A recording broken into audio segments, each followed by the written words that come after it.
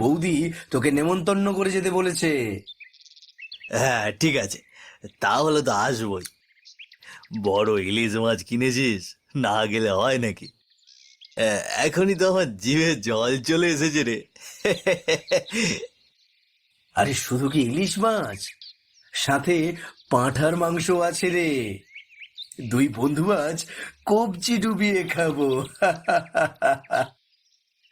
আগের দিনের কথা মনে পড়লে আবার ফিরে যেতে ইচ্ছে করে। আমরা দুই বন্ধু আগে একসাথে কত খেয়েছি, আজ আবার কতদিন পর একসাথে আমরা খাবো।